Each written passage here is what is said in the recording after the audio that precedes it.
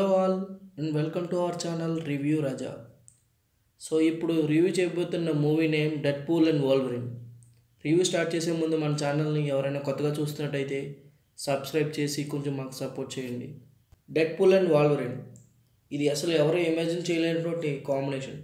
వేరు వేరు ప్రొడక్షన్ హౌసెస్లో ఉన్న సూపర్ హీరోస్ని ఒక మూవీలో పెట్టడం ఆడియన్స్ అండ్ మార్వెల్ ఫ్యాన్స్కి చాలా ఎక్సైట్మెంట్ అండ్ హైప్ని ఇచ్చింది. ఇంకా ఇన్డెప్త్ రివ్యూలోకి వెళ్దాం. డెడ్ పూల్ తన ఫ్రెండ్స్ని కాపాడుకుందాం అని అనుకుంటాడు. ఆ ప్రాసెస్లోనే పారాడాక్స్ని కలవడం, తను మల్టీవర్స్ కాన్సెప్ట్ గురించి ఎక్స్ప్లెయిన్ చేయడం జరుగుతుంది.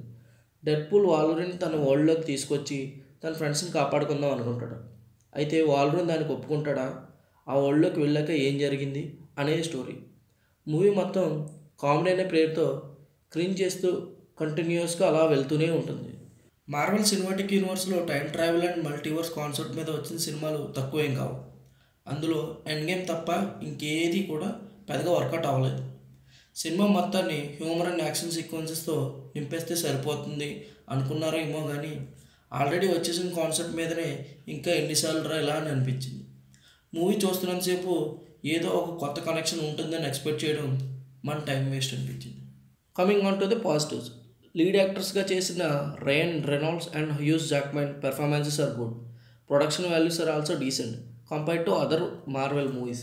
Moving on to the negatives, ఏ మూవీలో అయినా ఒక సాలిడ్ క్యారెక్టర్ వేరే యూనివర్స్ నుంచి వచ్చి కేమియో ఇస్తే ఆ ఇంపాక్ట్ చాలా హై ఉంటుంది. బట్ ఇందులో కేమియోస్ ఎందుకు పెట్టారో కూడా తెలియదు.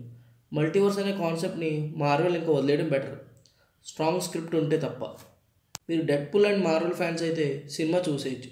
వీకెండ్ కదా ఏదో ఒక సినిమా చూద్దాం అనుకుంటే మాత్రం మీ ఇష్టం. My rating for Deadpool and Wolverine is 2.25/5.